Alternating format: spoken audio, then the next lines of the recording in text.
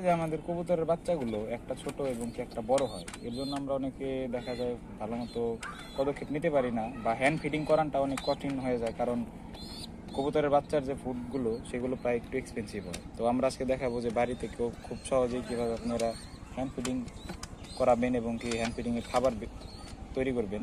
তো চলুন আমরা শুরু করি। এর জন্য আপনার লাগবে হলো বেসন। আসলে আমরা কবুতরকে কি খাওয়াই? আসলে আমরা গম, ভুট্টা এইসবই তো খাওয়াই। বেসন আপনার এমন একটা জিনিস যার মধ্যে আপনার প্রায় অনেক কিছু মানে এইসব মিশানো থাকে। তার মধ্যে মেন হলো আছে ডাবরি। সো আমরা এটা খাওয়াচ্ছি মেন হলো ডাবরিরই গুঁড়া অংশ। সো আমরা 2 চামচ বেসন নেব এবং এর মধ্যে পরিমাণ মতো পানি। একটু পানি নেব। এটাকে ভালো মতো গুলিয়ে নিতে হবে।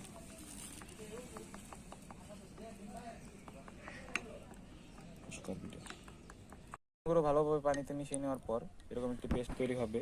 দেখতে পাচ্ছেন খুব একটি ঘন বা খুব একটি পাতলাও করা যাবে না। এরপর একটি সিরিঞ্জ নিতে হবে। সিরিঞ্জে ভরে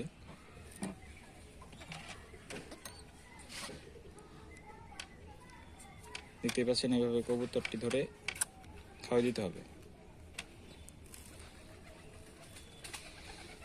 কবুতরকে কখনোই বেশি খাওয়াবেন না, কারণ বেশি খাওয়ালে কবুতরের বদ হজম হতে পারে।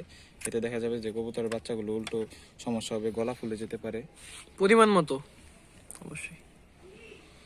এভাবে যদি আপনি দিনে 2 বার কি 3 বার খাওয়ান, তাহলে দেখবেন যে বাচ্চার যে ছোট বড়োর যে সমস্যা, এবং কি অনেক সময় আছে মা বাচ্চাদের খাওয়ায় না, তো দেখবেন ওই সমস্যা থেকে সমাধান পাবেন এবং কি বাচ্চাগুলো চাইলেই হাতেই বড় করতে পারবেন।